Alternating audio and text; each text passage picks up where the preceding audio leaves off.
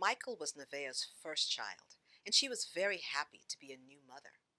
At the same time, she did not know very much about how children grow and develop. She began to worry a bit before his first birthday, when Michael did not make many noises or smile back when she talked to him. He seemed very passive, sitting in his baby seat or lying in his crib, not watching the people around him. He did not react much to the baby games like peekaboo she tried to play with him. When she called his name, he did not turn and look. Nevaeh wondered if maybe Michael was deaf or had a hearing problem. By the time Michael was about 18 months old, Nevaeh knew other mothers and their 1- and 2-year-olds. She saw language emerging in her friends' children. First single words, and then 2-word phrases like more juice. They were also pointing to things to show what they wanted and using gestures like nodding and showing their empty hands to mean all gone.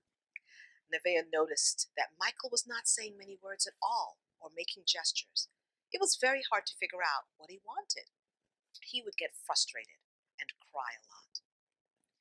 From the age of 2 to 3, when Nevaeh got together with her friends and their children, Michael would play by himself. Sometimes he would look over at the other children, but he did not copy what they were doing or join in. He seemed to be on a parallel track to them, rather than interacting and playing. The other children were also interested in sharing with adults and would get their attention by pointing things out or bringing things to show them. The toddler's favorite word seemed to be look. Michael did not seem to notice other people very much, point things out to them, or try to join in with the other children. As the children neared their 3rd birthday, Nevaeh noticed many different things the other children played with. The other children played with one another. They were imitating things that grown-ups do, like cooking and cleaning. They were pretending to be doctors or fix cars. They were using all sorts of toys. Michael, on the other hand, always played with the toy trains. He seemed to repeat the way he did this, always laying the track out in the same way and arranging the train cars in the same order. When the other children tried to play with Michael, he either ignored them or got upset when they touched his toys.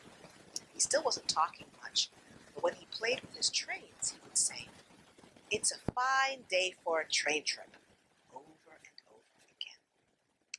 Finally, Nevaeh had noticed enough differences in Michael and was worried enough to talk about it with her husband George and her mother-in-law.